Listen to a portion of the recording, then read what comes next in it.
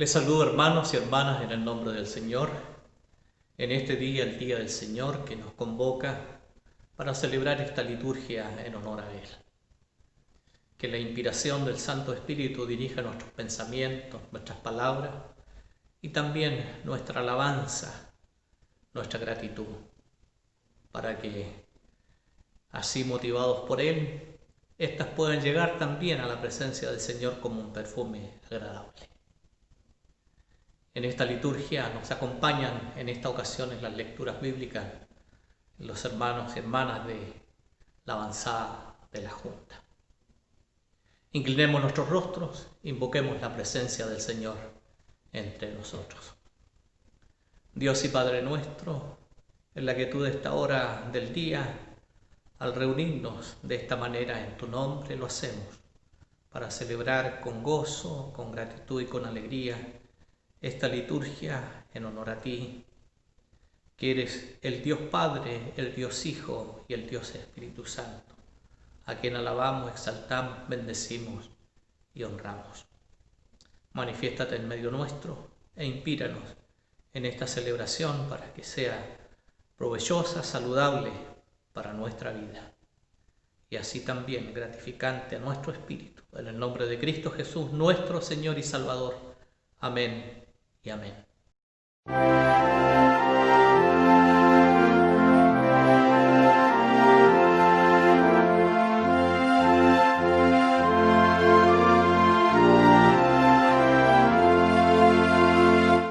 Oh Padre eterno Dios, alzamos nuestra voz de gratitud por lo que tú nos das con sin igual amor, y hallamos dulce paz en ti, Señor.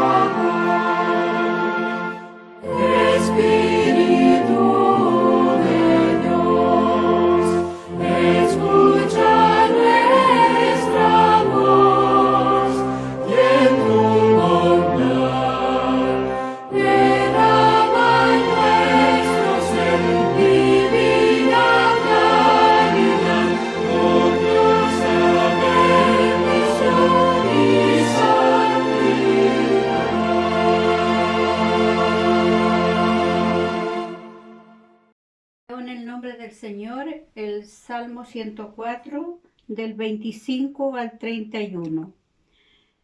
He allí el grande y anchoso mar, de donde se mueven seres innumerables y seres pequeños y grandes. Allí andan las naves, allí están el Leviatán que hiciste para que se jueguese en él.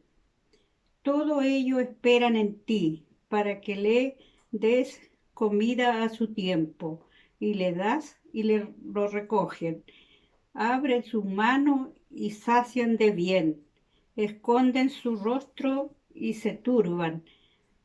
Le quitan el hábito y dejan de ser, y vuelven al polvo. Envía tu espíritu, son creados, y renueva la faz de la tierra.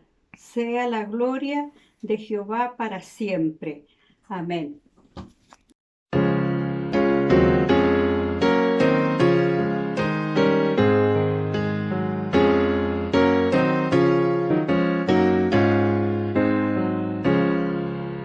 Cantad alegres al Señor, mortales todos por doquier, servidle siempre con fervor, obedecedle con placer.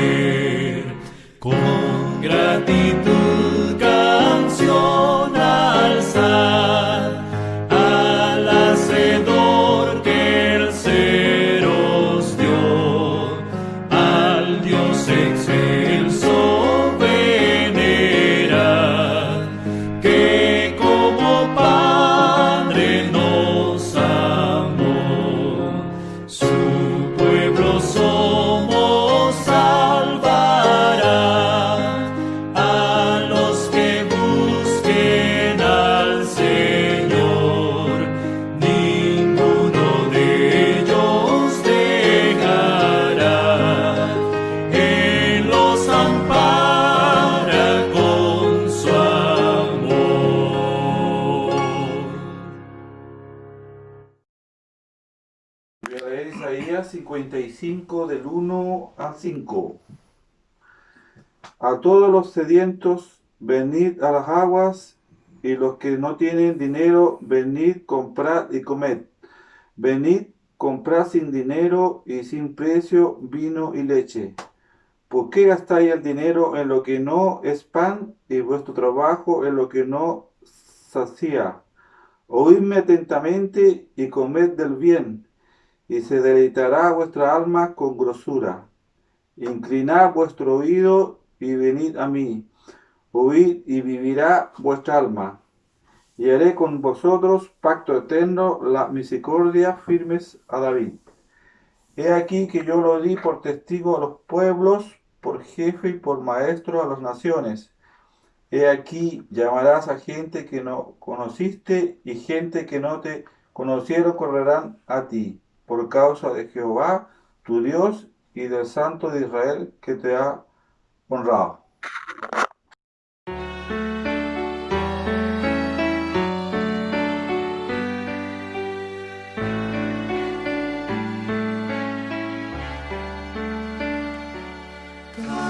Cautívame, Señor, y libre en ti seré.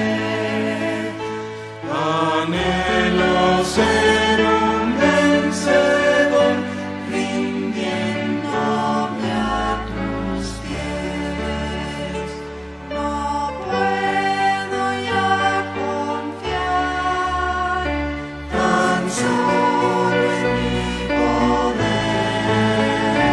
En ti yo quiero descansar y fuerte amanecer. Sin fuerzas para amar y así mejor vivir. Tú solo puedes inspirar el gozo de servir. Quisiera desplegar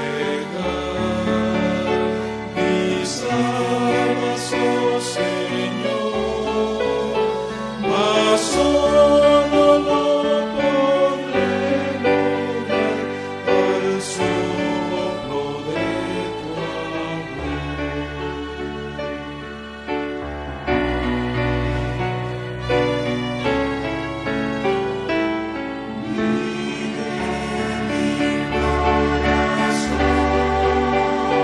Vacila sin cesar, es como nave sin timón en turbulento mar. Concédele, Señor, perfecta libertad.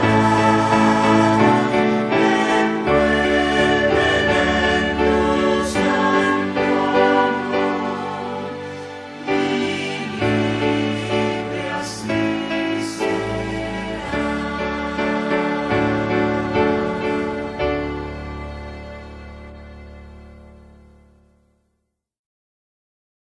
Hola hermanos, les saludo desde la avanzada de la localidad de La Junta para compartir el versículo bíblico que nos corresponde hoy día. Vamos a tenerlo en Romanos 8:35 al 39. Dice así: ¿Quién nos separará del amor de Cristo? ¿Tribulación, angustia, persecución, hambre, desnudez, peligro o espada? Como está escrito, por causa de ti somos muertos todo el tiempo. Somos contados como ovejas de matadero. Antes, en todas estas cosas somos más que vencedores por medio de aquel que nos amó. Por lo cual estoy seguro de que ni la muerte, ni la vida, ni ángeles, ni principados, ni potestades, ni lo presente, ni lo porvenir, ni lo alto, ni lo profundo, ni ninguna otra cosa creada nos podrá separar del amor de Dios, que es en Cristo Jesús, Señor nuestro. Palabra del Señor.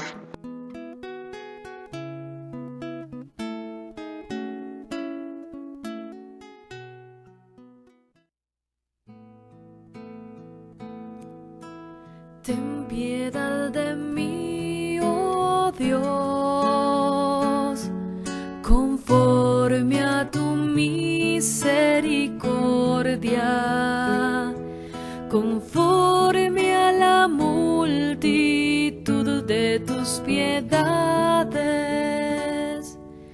borra mis rebeliones, lávame más y más de mi maldad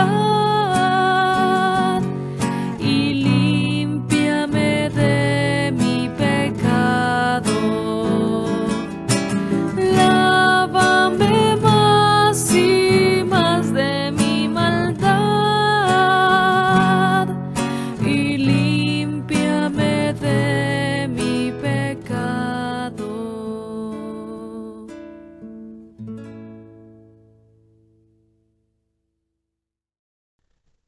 Es tiempo de ofrendar también al Señor. De lo mucho que Él nos da, siempre reservamos una parte para ofrendarla al Señor. Traemos nuestra ofrenda, la damos con amor. Dios bendiga al dador alegre. Guardémosla y llamemos a nuestro hermano tesorero para poder entregársela oportunamente.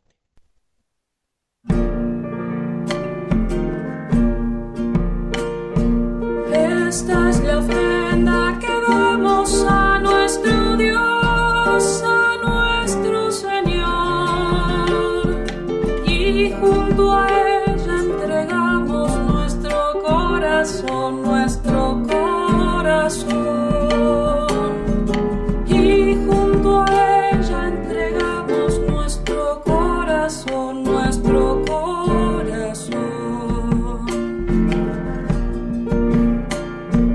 Compartiremos los dones que Cristo dio, que Cristo nos dio, para ayudar a la gente con el corazón, para ayudar a la gente con el corazón,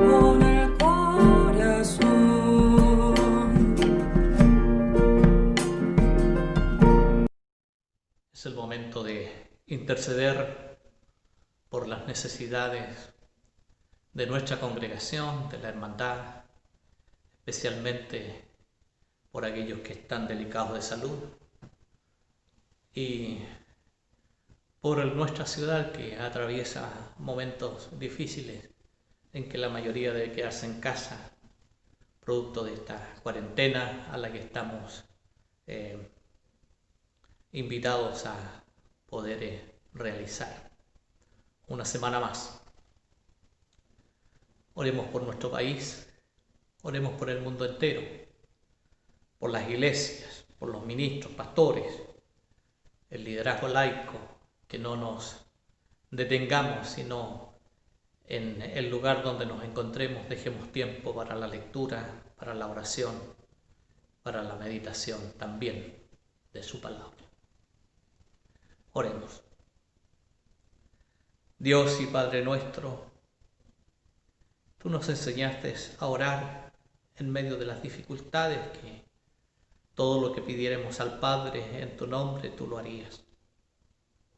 Ahora intercedemos por aquellos que están enfermos, especialmente los de nuestra hermandad, de esta congregación, como así también de todos los hermanos y hermanas de este circuito del Reloncaví, primera, segunda iglesia de Puerto Montt, avanzada de Río Sur, de la Junta y del punto de avance de Chihuahua. Ponemos a todos nuestros hermanos en la distancia, aquellos con los cuales no hemos podido contactarnos, ni hemos podido saber de ellos por los problemas de comunicación. Queremos ponernos en tus manos, Señor. Aquellos que están tristes por haber perdido un ser querido, tú les des paz, les des consuelo, les fortalezcas y les animes para mirar con esperanza el porvenir. Oramos por nuestra ciudad, por nuestro país, por quienes están en el poder para que tú les puedas dar sabiduría y puedan resolver de buena manera en el bien de la patria y de la ciudadanía, de los más débiles, de los más que viven en situaciones de precariedad, sobre todo nuestros hermanos haitianos y de otras nacionalidades que viven en nuestro país, viniendo por la búsqueda de algo mejor, y los ha encontrado esta pandemia que los ha dejado en una situación para muchos de mayor precariedad. Oramos, Señor, porque tú los mires con bondad y con misericordia y sensibilices el corazón de las autoridades comunales, los alcaldes y las diversas instancias al servicio de la comunidad para que puedan atender sus demandas y sus necesidades. Cuida en medio de todos estos trámites su salud, protégelos de todo mal. Oramos por toda nuestra iglesia, desde Arica a Punta Arenas o Porvenir, para que tú guardes a cada una de las congregaciones, a los pastores, a los laicos, a todos aquellos que estamos en este ministerio de proclamar tu palabra y de edificar a la grey. Sé tú con cada uno de nosotros, en la confianza que nos asiste, de que tu oído está atento a nuestro clamor. Dejamos en tus manos nuestras necesidades, confiando en tu buena voluntad y en tu misericordia. En el nombre de Cristo Jesús, nuestro Señor y Salvador. Amén y amén.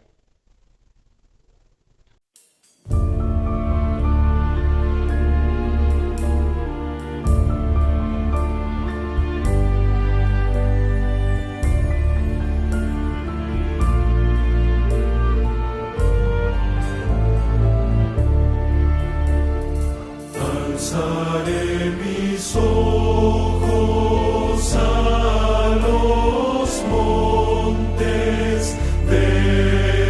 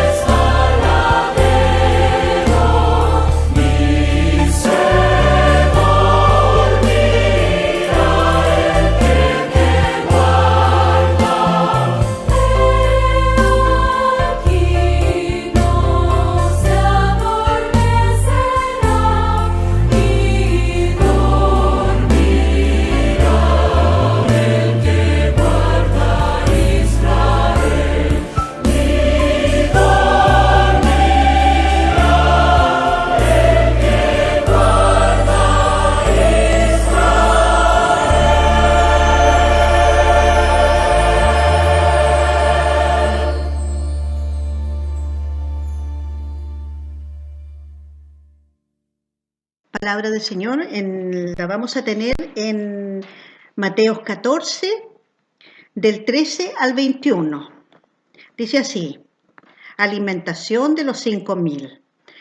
Al oírlo Jesús se apartó de allí él solo en una barca a un lugar desierto. Cuando la gente lo supo, lo siguió a pie desde las ciudades. Al salir Jesús vio una gran multitud, tuvo compasión de ellos y sanó a los que de ellos estaban enfermos.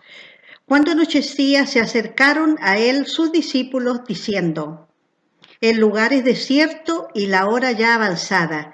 Despide a la multitud para que vayan por las aldeas y compren algo de comer. Jesús les dijo: no tienen necesidad de irse, dadle vosotros de comer. Ellos dijeron: no tenemos aquí, sino 5 panes y 2 peces.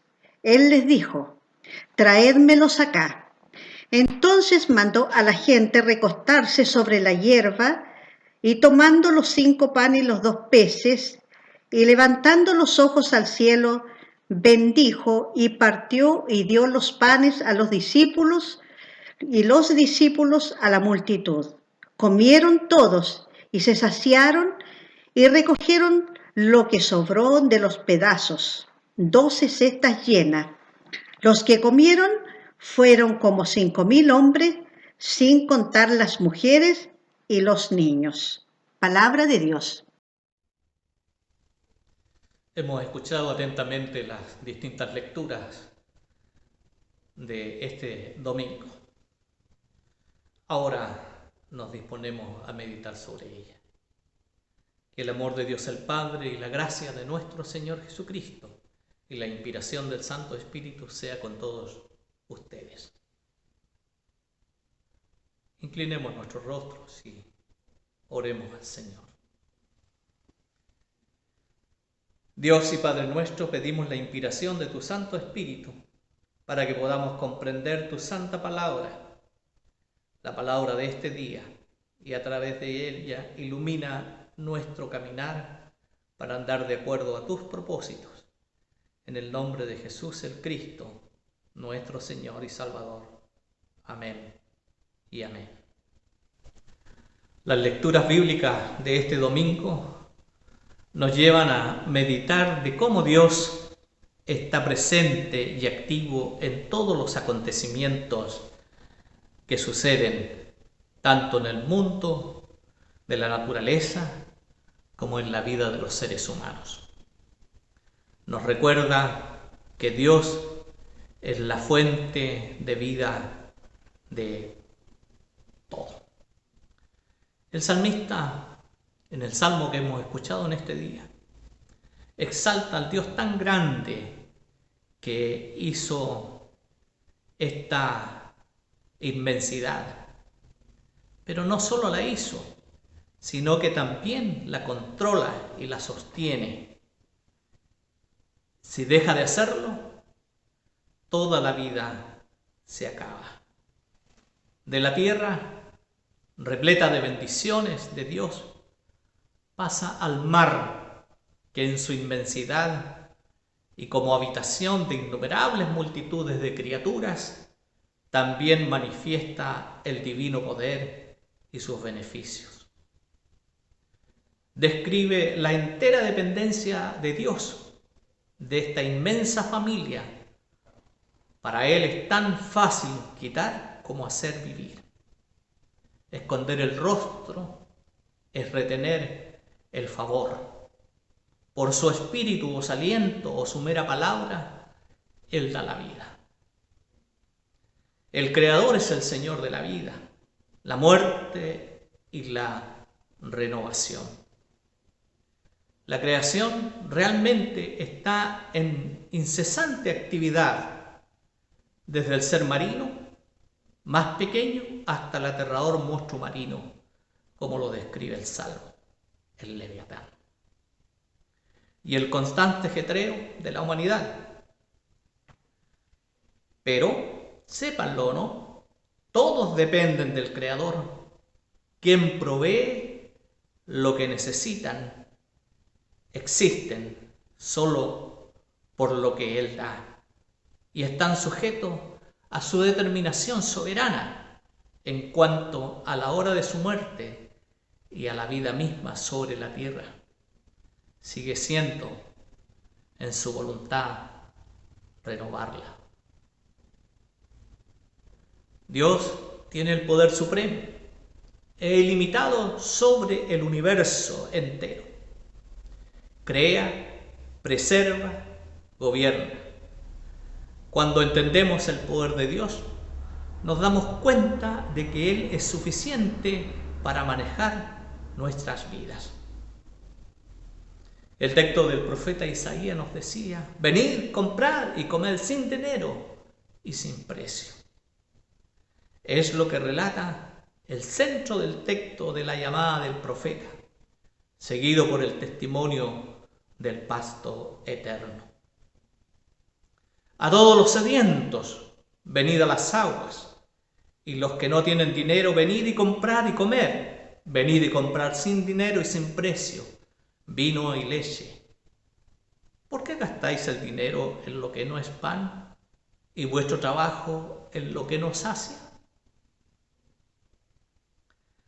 Oídme atentamente y comed del bien, y se deleitará vuestra alma con grosura. Inclinad vuestros oídos y venid a mí, oíd y vivirá vuestra alma, y haré con vosotros un pacto eterno, las misericordias firmes de David. He aquí que yo lo di por testigo a los pueblos y por jefe y por maestro a las naciones. He aquí llamarás a la gente que os conociste y gentes que no conociste correrán a ti, por causa de Jehová tu Dios y del Santo de Israel que te ha honrado.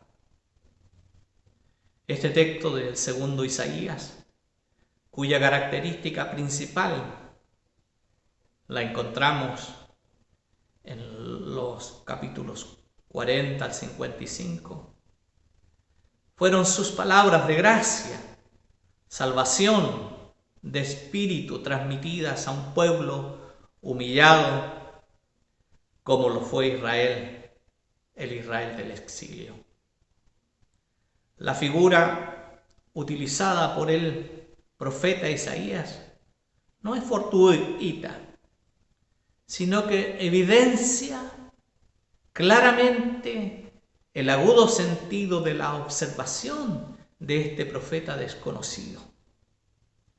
Un hombre insertado en la vida de su pueblo, que supo comprender, innegablemente los problemas y las dificultades que experimentan estas personas, para luego transmitirle un mensaje alentador que podría hacer que el pueblo levantara la cabeza y confiara de nuevo en el Señor. Pero la tarea del profeta no es tan silenciosa como uno podría pensar. La gente no está dispuesta a escucharle. No es tan receptiva como si estuviera ansiosa por la palabra de Dios. Simplemente no es así. ¿Cuánta creatividad debe usar el profeta para captar la atención del pueblo? Y no solo trata de atraer su atención con astucia, sino que se involucra con la gente, cuestionando la vida de las personas, su forma de vida, el propósito de su compromiso con la lucha diaria por el pan diario. ¿Por qué gastáis el dinero en lo que no es pan y nuestro trabajo en lo que nos sacia?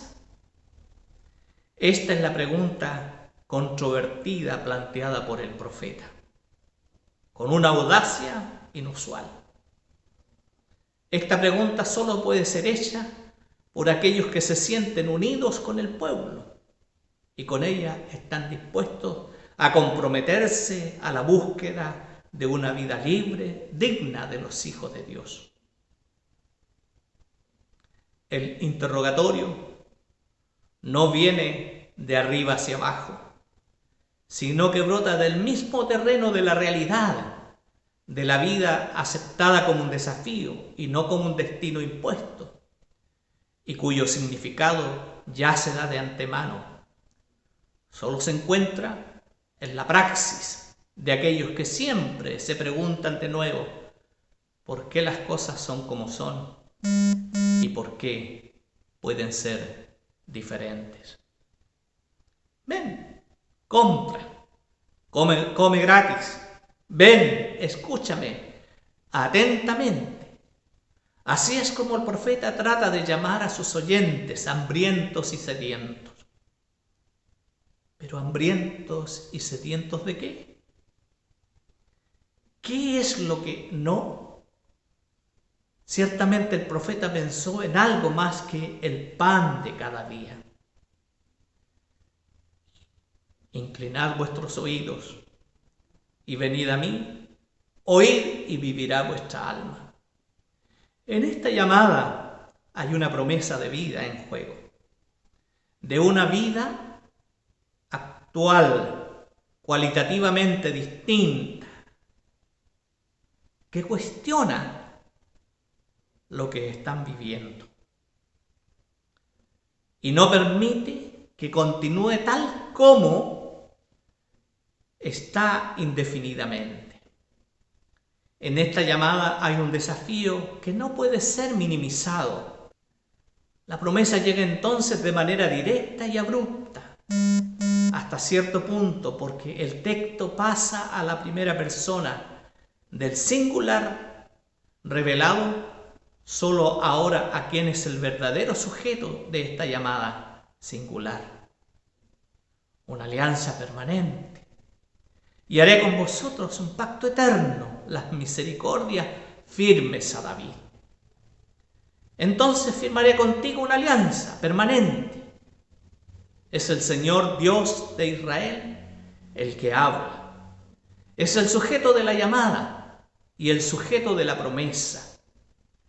Su interlocutor es Israel, el pueblo del exilio, miserable y profundamente debilitado. Un pueblo no muy dispuesto a escuchar. Es el otro sujeto y por lo tanto no un objeto pasivo. La gente necesita ser interrogada para que abra sus oídos y la boca y hable de nuevo a su Dios como un hijo con su padre. La palabra de Dios es fuego, no con mucho, un mero atractivo dramático que solo llega a la superficie de un mar tan profundo y de la conciencia y las vidas humanas. Es este fuego el que el profeta Isaías se encarga de transmitir de una manera muy particular. Dios llama porque quiere hacer una alianza permanente con su pueblo.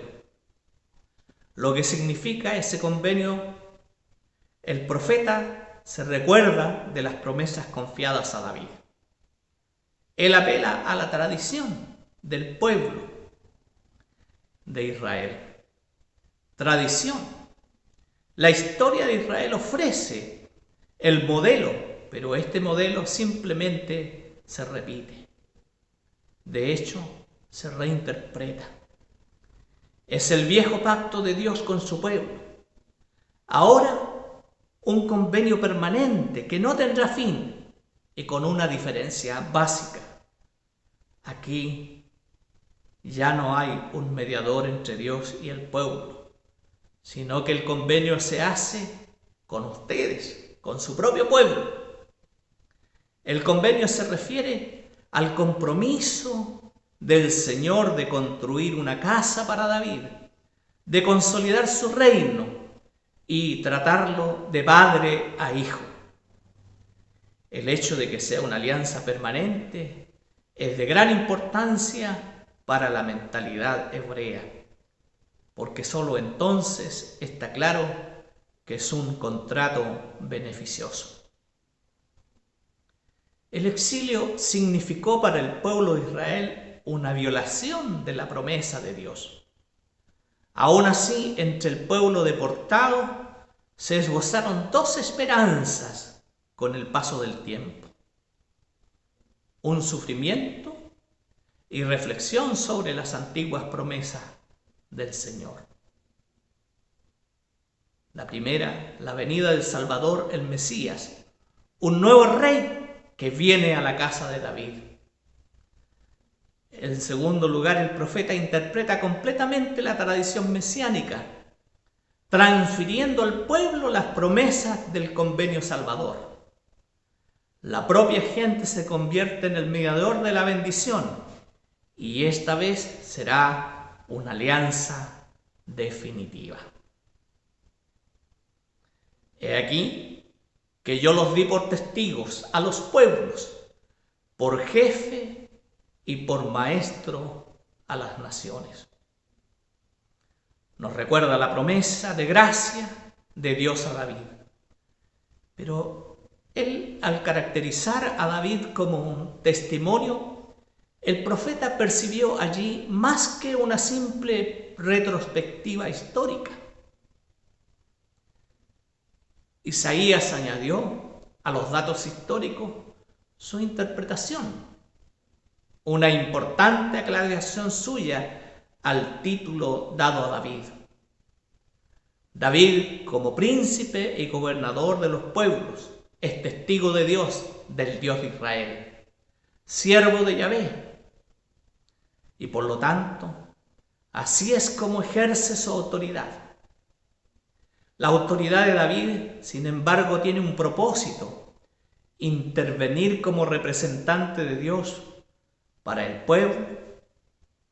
Se puede suponer que en el momento en el que el representante de Dios deja de cumplir esta función, se desmoraliza, sobrevalorando su carisma, siendo rechazado por Dios.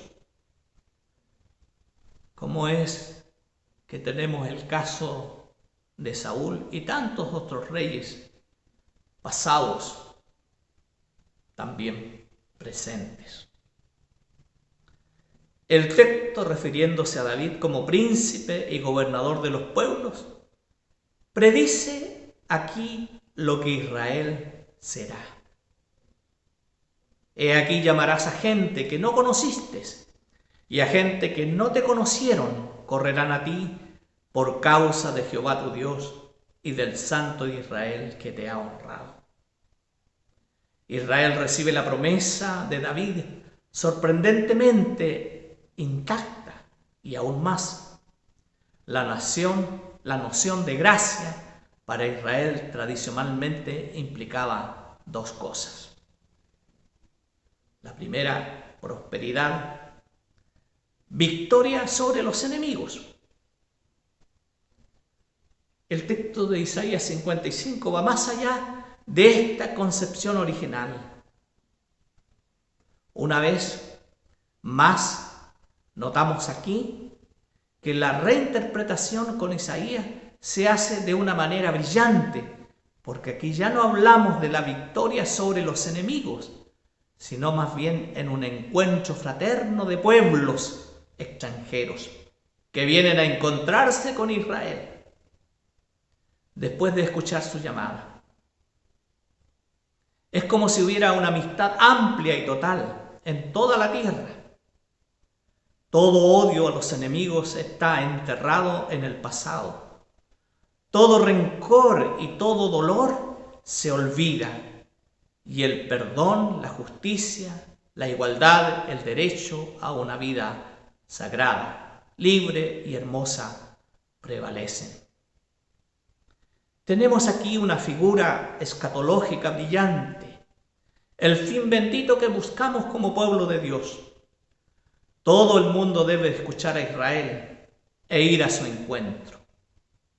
La nueva alianza permanente prometida por Yahvé ya no es válida exclusivamente para el pueblo de Israel, sino a través de él para todos los pueblos. La alianza adquiere aquí entonces un carácter universal. La alianza ya no será a través de un rey político de naturaleza mesiánica, sino a través del pueblo humillado del exilio, un pueblo pobre, debilitado y sin mucha esperanza. Es con este pueblo que Dios promete establecer un convenio perenne, permanente y eterno. Es la gente que se vuelve, podríamos decirlo, mesiánica, si así se puede decir.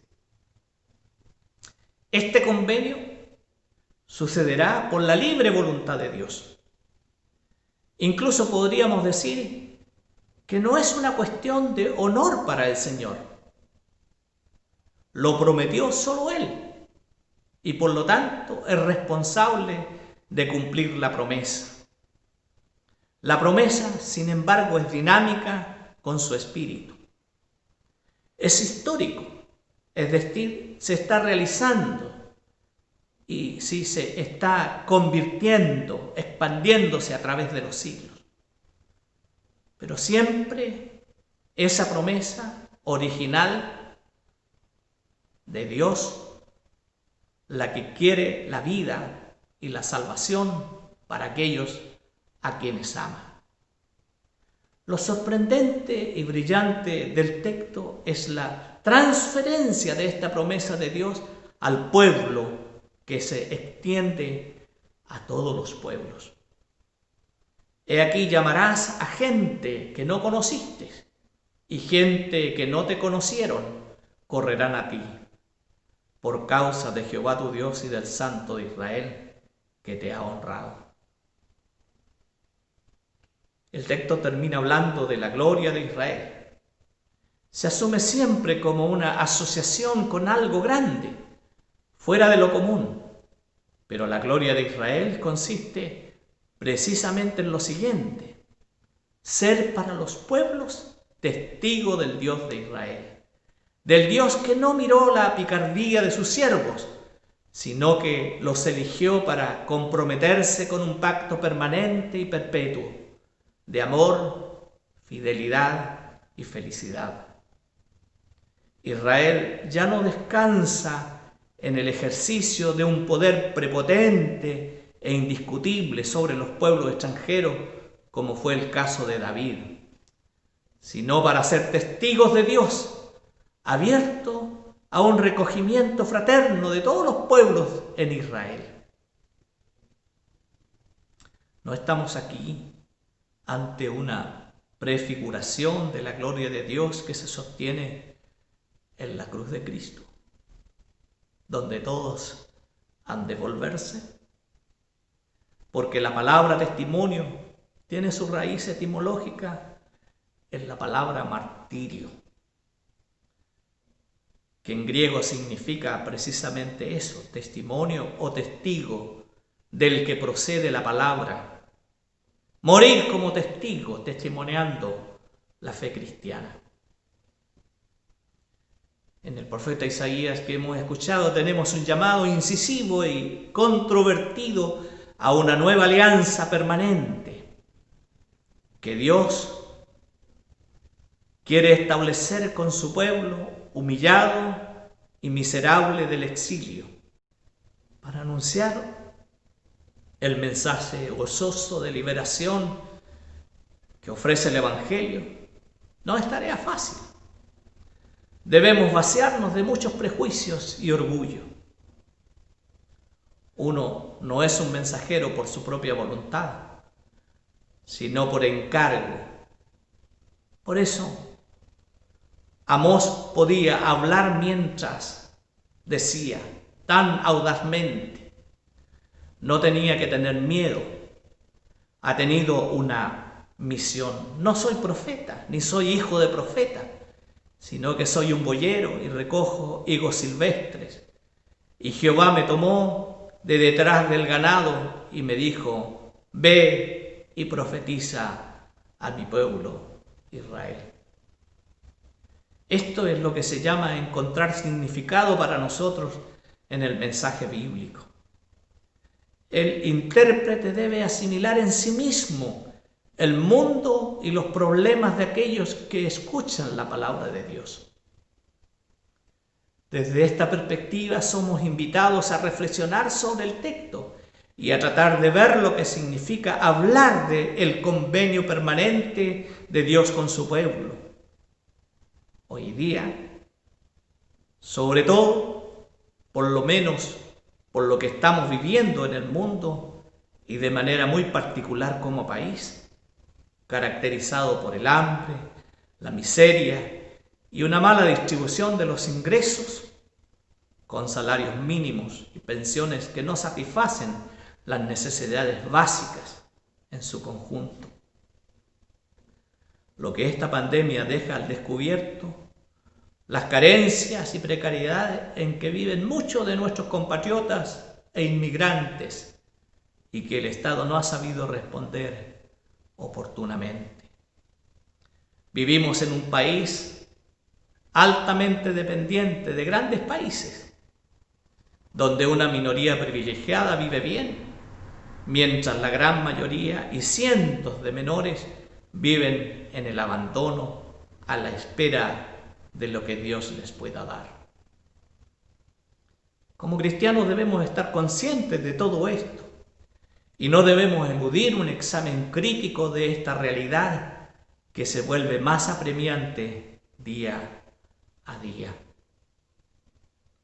El profeta Isaías en algunos momentos cuestiona la vida de su pueblo, entrando en una fuerte discusión con ellos. De ahí el interrogatorio claro, que no lo hace nadie, sino que es hecho por aquellos que se sienten unidos y comprometidos con su pueblo y su destino, por alguien que está vinculado existencialmente con el futuro de ese pueblo, y no alguien que habla desde arriba, como si fuera un ser alado, paracaidista, que habla de lo que quiere y luego se retira como si no tuviera nada que ver con las consecuencias que se derivan de su hablar. Otro aspecto importante del texto es la esperanza que ofrece la promesa. La certeza que la promesa despierta en el debilitado y la desesperanza del pueblo. No estamos solos y abandonados a nuestro propio destino. Dios está presente con nosotros en las luchas y los fracasos, comprometiéndose a nuestra vida en un convenio permanente, donde el cumplimiento completo de la promesa de Dios tiene lugar en Jesús de Nazaret crucificado, el Emmanuel, Dios con nosotros. Ya no habla desde arriba, pero sí se convierte en hombre, se encarna, se convierte en uno de nosotros. De ahí que la palabra de Dios ya no viene desde arriba, sino que está entre nosotros, haciendo la libertad día a día, como la semilla que cae en la tierra, muere y germina y produce mucho fruto, sin que el trabajador se dé cuenta de cómo sucede esto.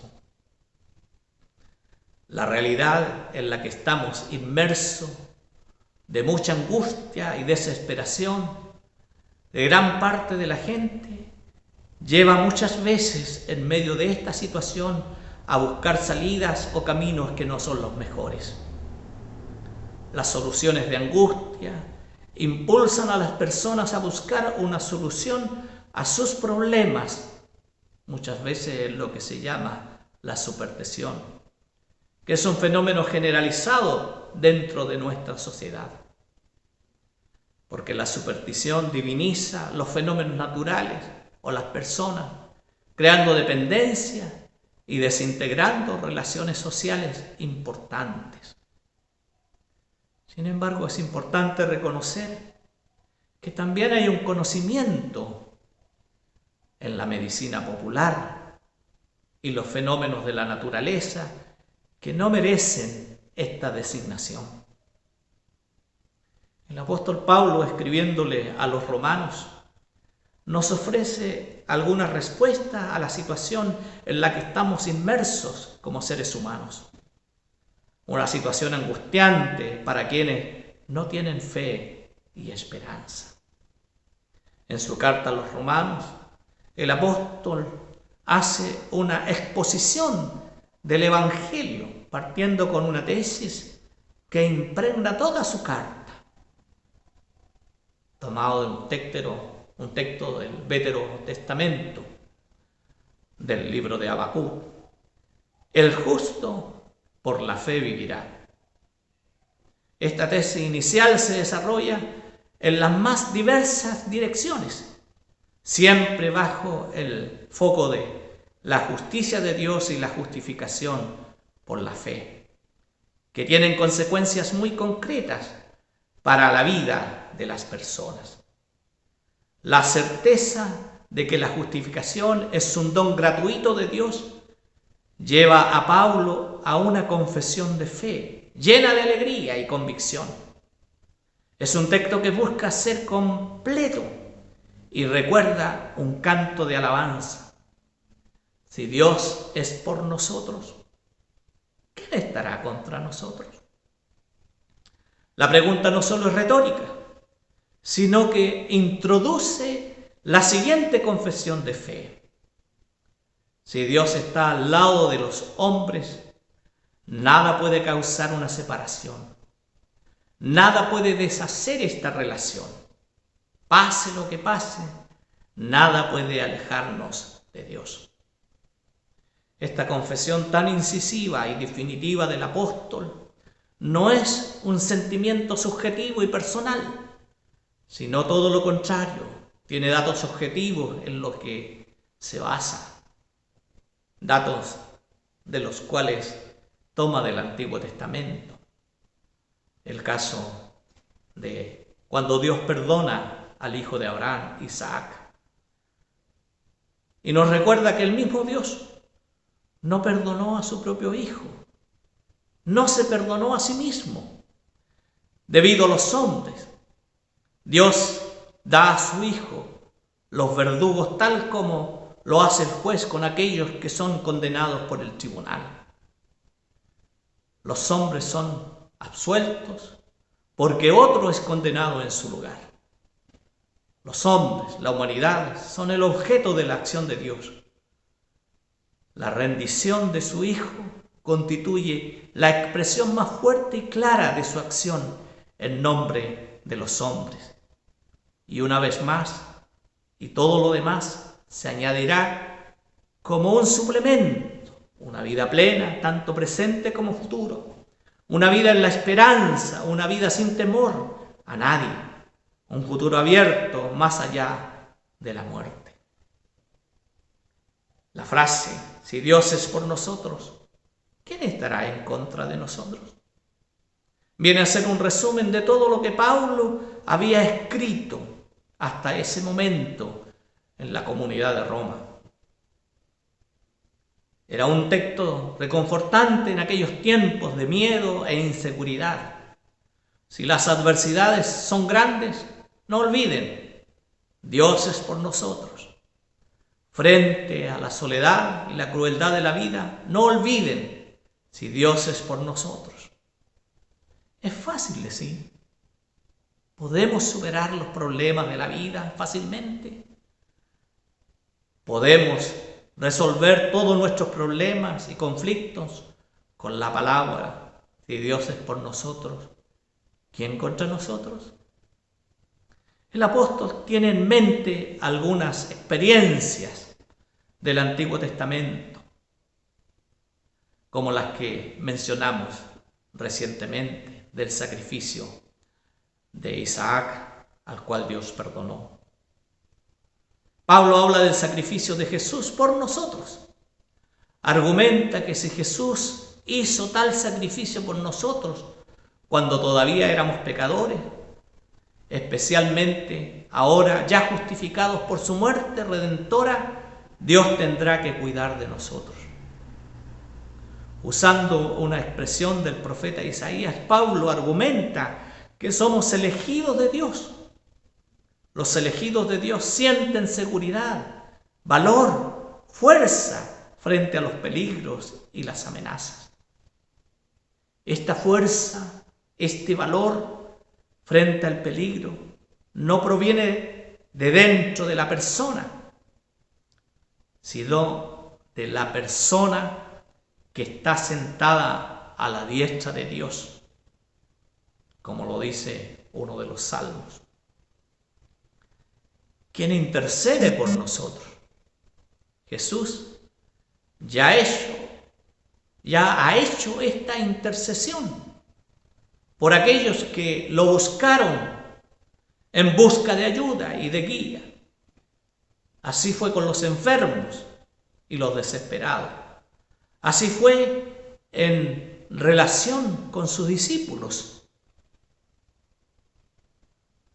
Así que no hay gloria humana alguna. Todavía aquí es obra de Dios en Jesús. Solo depende de nosotros vivir en gratitud a Dios. Y esta gratitud se expresa al mostrar que la obra del reino de Dios continúa hoy a través de nosotros. Estamos justificados en la práctica de la justicia, la paz, la solidaridad y el amor. Pero Pablo no quiere engañar a nadie. Hay consecuencias que el cristiano enfrenta para vivir el plan de Dios. Los obstáculos se presentan en un creciendo que va desde la tribulación hasta la muerte por la espada. Podemos ser capaces de detectar estos pasos. La tribulación, la angustia, la persecución marcaron en gran medida los viajes del apóstol Pablo. La proclamación del Evangelio le trajo persecuciones debido a sus palabras. El hambre y la desnudez revelan la situación que él vivió cuando estuvo en prisión. Los peligros y la espada apuntan prácticamente al trágico final del apóstol. Pero él quiere revelar, poseer el Espíritu y ser hijos de Dios, conduce a una lucha con las fuerzas que tratan de sofocar el plan de Dios. Ser cristiano es estar en un campo de batalla, pero con la conciencia y la actitud de victorioso. En todas estas cosas somos más que vencedores por medio de aquel que nos amó. No se trata de esperar una victoria futura y lejana, sino de ser un ganador ya en medio de los conflictos actuales. La razón de esto es el amor de Dios, que en Cristo ha vencido definitivamente los poderes hostiles e injustos. Si siguen actuando, es no por mucho tiempo. El amor de Dios puede renovar la vida frente a la muerte. Las categorías superiores, los ángeles y principados, no podrán superar esta fuerza del amor de Dios. Ni siquiera el tiempo puede anular ese amor.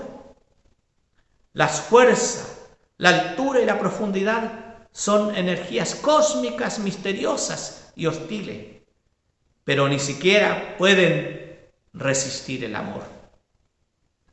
Para ello Pablo concluye: nada ni nadie puede separarnos del amor de Dios que está presente en Cristo Jesús, Señor nuestro. Romanos 8, que hemos venido hablando todos estos domingos, nos habla claramente de muchos de nuestros temores. Pablo nos muestra aquí que el sufrimiento y los contratiempos tienen su lugar en la vida de los que sirven a Dios. Pero hay dos tipos de sufrimiento: el injustificable y el consecuente. el injustificable sea aquel que pide resignación frente al mal. Lo que podemos hacer, así es, dicen muchos. Este sufrimiento no tiene sentido para Jesús, que resistió y no se inclinó ante el mal. Pero también está el sufrimiento que es fruto de ser cristiano, de ser discípulo de Jesús. Ese sufrimiento que viene cuando no estamos de acuerdo con el mal, cuando protestamos por la justicia y la vida, contra la injusticia. Si sufrimos por querer el bien, entonces debemos soportar este sufrimiento con alegría, como vencedores, porque es ante este sufrimiento que Pablo pide: si Dios es por nosotros, ¿quién contra nosotros? La fe cristiana encarna una experiencia dolorosa sin caer en el fatalismo o la apatía frente al sufrimiento. La providencia divina ciertamente no es una promesa vaga de que con la ayuda de Dios todo se termina siempre bien. No es así. Hay muchas cosas que terminan mal. La providencia divina tampoco dice que debemos guardar siempre la esperanza en todas las circunstancias. Hay circunstancias en la vida en las que no hay esperanza alguna. Todo lo contrario. El contenido de la fe en la providencia divina es el siguiente: cuando la muerte es abundante como ahora, cuando la crueldad prevalece entre las naciones y los individuos como ahora, cuando las prisiones y los guetos de todas las partes del mundo están llenos de corrupción moral y financiera como ahora, cuando el hambre, la persecución y la discriminación empujan a millones de personas a un lugar, a otro, como ahora, podemos proclamar que en este momento, precisamente en este momento, ninguno de estos horrores puede separarnos del amor de Dios. Dios no huye ante el mal. No se separa de nosotros en tiempos en que luchamos contra el mal. Es solo con este sentido que podemos decir que las cosas funcionan para siempre. La fe en la providencia divina nos dice que nada ni nadie puede impedirnos lograr lo que ha determinado nuestra existencia. Y estamos justificados para vivir y practicar la justicia. De manera que nada puede ni siquiera separarnos del amor de Dios, ni la muerte, que más asusta a la gente, porque es temida por débiles y fuertes, ricos y pobres. Pero no solo la muerte y la vida son amenazas, también hay poderes cósmicos que amenazan al hombre, un mundo poblado de poderes, supuestos o verdaderos, que ejercen dominio sobre el ser humano. Como si todo esto no fuera suficiente, el hombre se siente amenazado tanto por el presente como aún más por el futuro incierto. Pero también están los poderes concretos del mundo, encarnado por gobernantes, por jueces, por superiores, y todos ellos usando la espada para destruir de hecho. Hoy en día, la forma de matar y destruir a personas y grupos sociales son más sutiles y mucho más devastadoras. Y en esta relación particular con los poderosos, que los cristianos se dejan corromper más fácilmente, ya sea buscando ventajas particulares o buscando privilegios, y el miedo a perder ciertas ventajas es lo que lleva a la conclusión antidoméstica de que la Iglesia no tiene nada que ver con la política, especialmente cuando se trata de criticar. Por lo tanto, hay que decir en voz alta, porque somos la Iglesia profética, que los poderosos de este mundo no pueden separarnos de Dios. Cuando el apóstol menciona la altura y la profundidad, y tal vez piensa en todos esos poderes representados por las estrellas y la astrología, cantidades temidas a nuestros días. Y para terminar, repite, ninguna otra criatura puede separarnos del amor de Dios.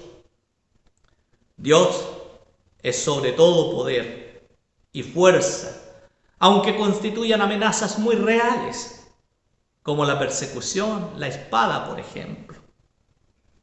Si Dios es por nosotros, entonces no hay nada que temer, ya sea la muerte, la vida, los poderes cósmicos o los poderes constituidos.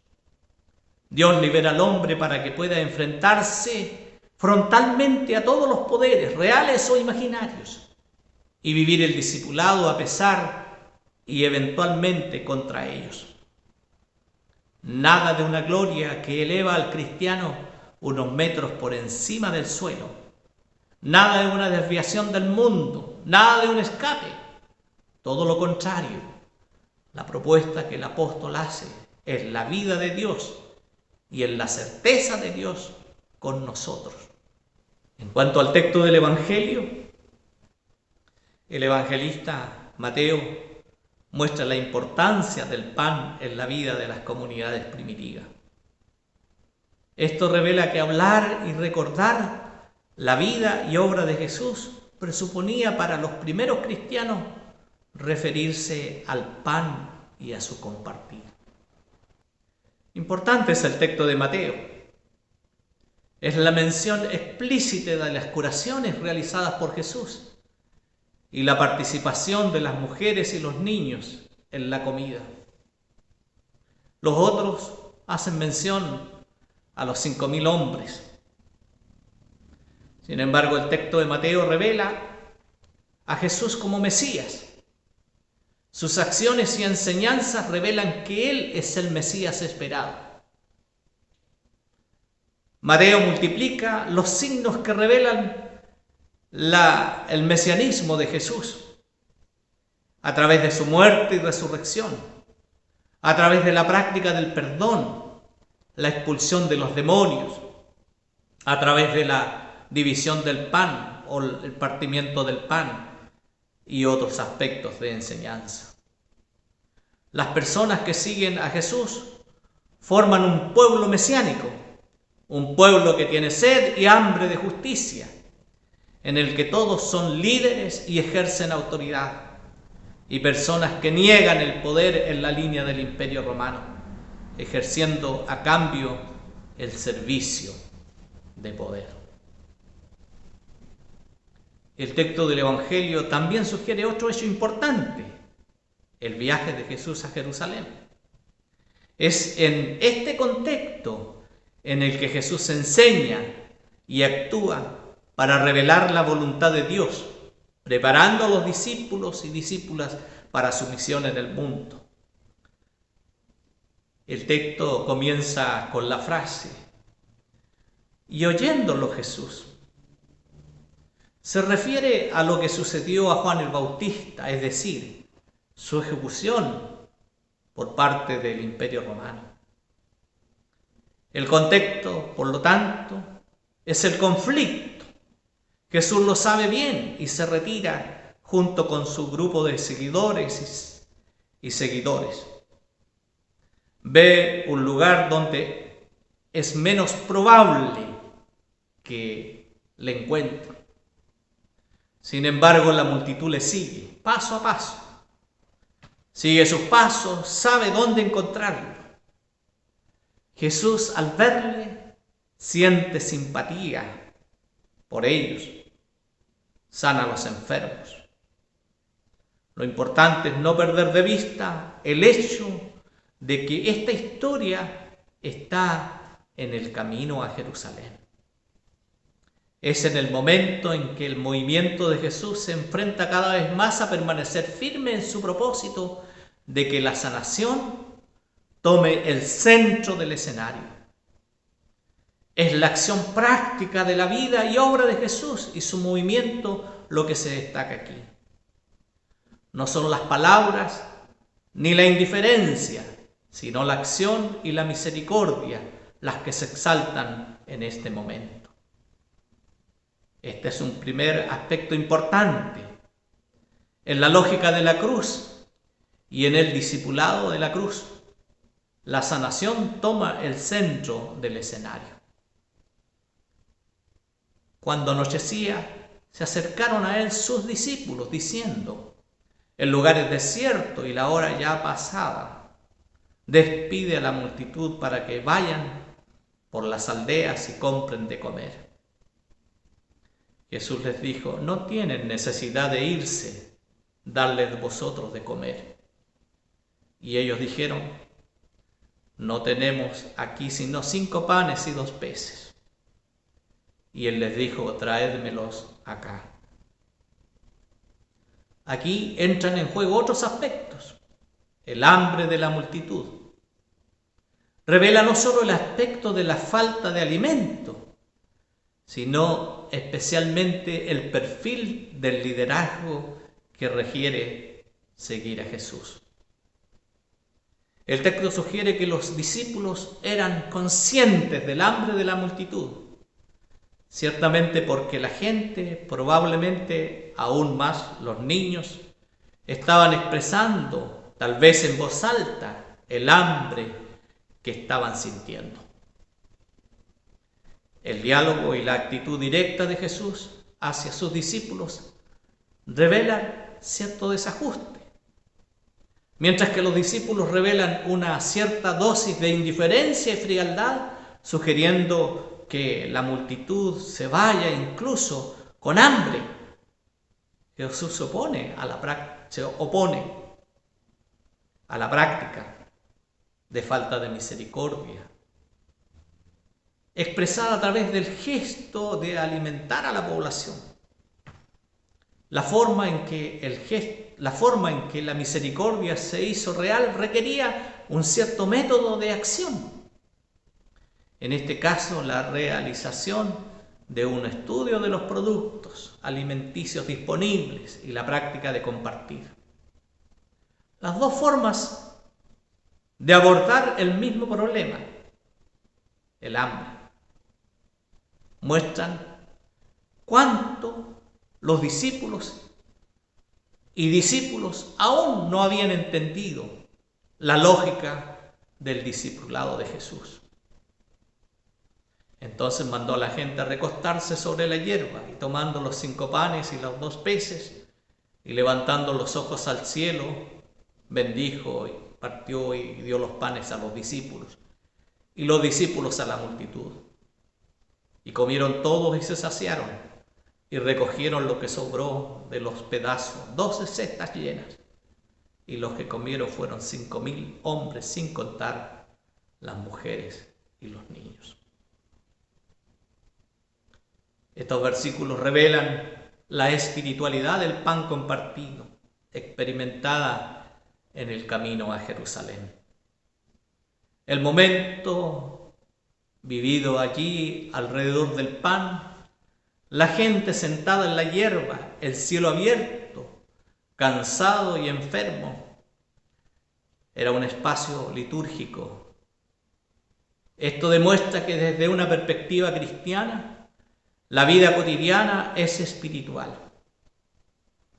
En este sentido, el pan para los cristianos es un pan sagrado, porque es bendecido por Dios y son manos benditas las que parten, las que dividen, las que rompen.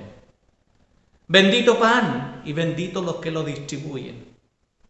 El pan que satisface el hambre es el mismo que nutre el alma, es el alimento material y espiritual.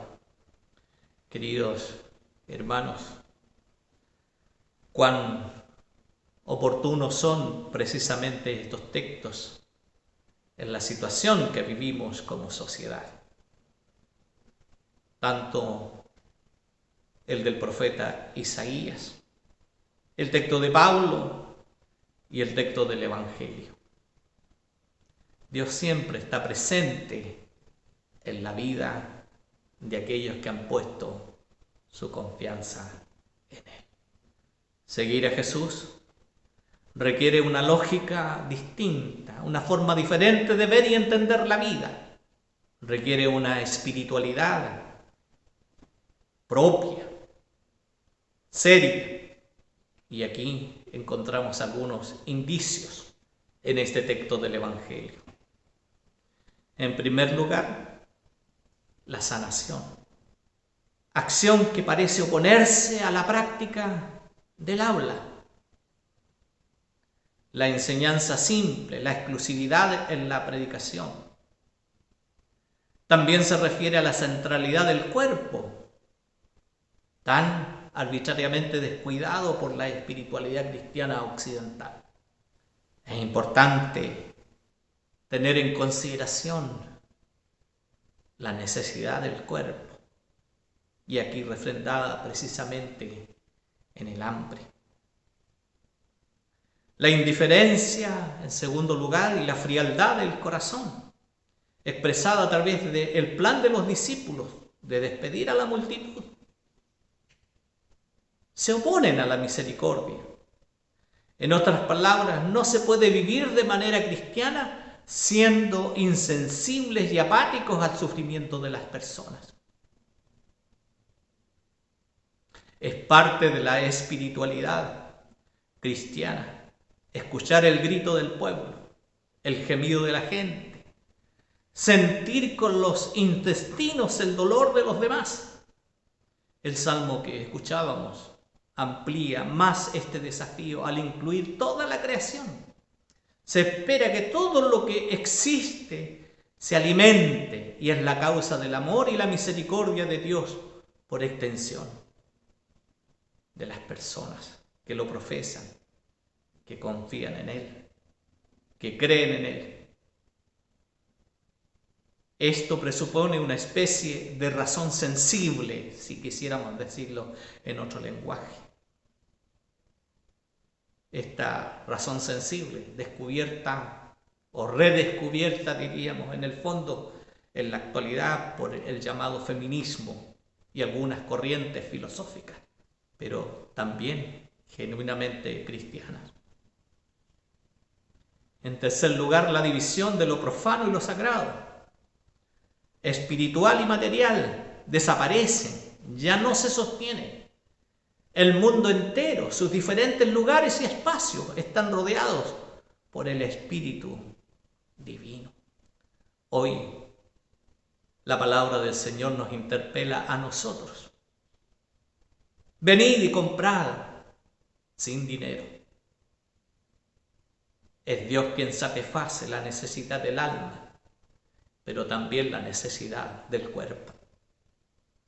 No solo la necesidad del espíritu, sino de la integralidad del ser. Y Jesús nos introduce a quienes quieren seguir su llamado en esa caminata a Jerusalén. Él nos pierde de vista el horizonte y presta su atención en la multitud, hambrienta y sedienta, y hace copartícipe a los discípulos para atender ese desafío. El mundo tiene hambre. Hay muchos que viven en la actualidad esa carencia, esa necesidad material, fruto mayormente ahondado por esta pandemia. Que el Señor nos ilumine a nosotros para ser también solidarios y generosos ante el dolor y ante el sufrimiento. Si hemos de sufrir, que sea por Cristo, porque en Él y con él el sufrimiento tiene otro sentido y también una esperanza. Que la gracia del Señor sea con todos nosotros. Amén y amén. Señor, te damos gracias por tu palabra. Pedimos que ella cause el efecto en lo más profundo de nuestro ser para despertar todas nuestras sensibilidades, de tal manera que podamos siempre estar atentos al clamor del necesitado, para saber responder de acuerdo a tus propósitos, para que cuando nos enfrentemos ante ti podamos responder afirmativamente. Ante el enfermo, allí estuvimos; ante el necesitado, allí estuvimos; ante el hambriento, ante el que sufre la injusticia, pero también hablando siempre con la verdad a la luz del Evangelio. Gracias, Señor. En el nombre de tu Hijo amado Jesucristo. Amén y amén.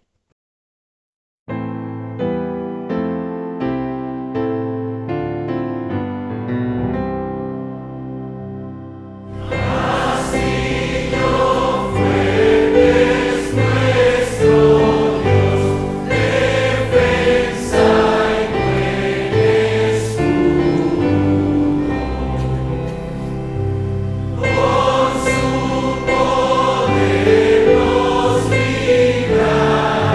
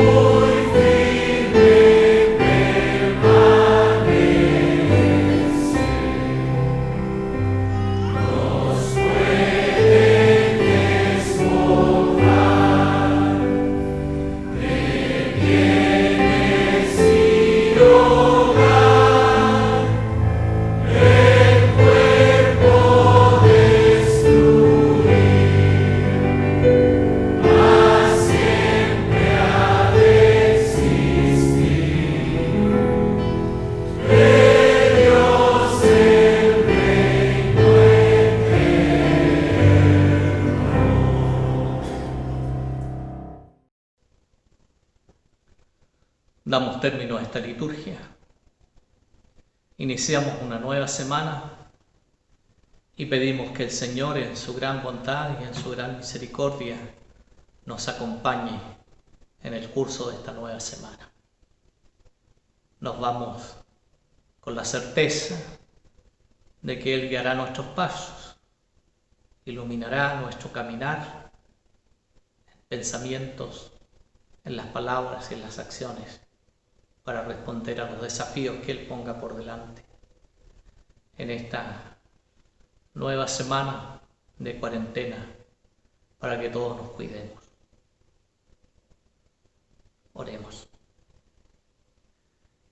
Nos encomendamos en tus manos, Señor, para que tú encamines nuestros pasos, para que tú inspires nuestro quehacer y todo lo que nos toque hacer, vivir, lo vivamos con la plena certeza de que tú estás con nosotros en todo momento, bendiciendo nuestra vida para bendecir a otros, con la bendición de Dios Padre, Hijo y Espíritu Santo, ahora y eternamente. Amén y amén.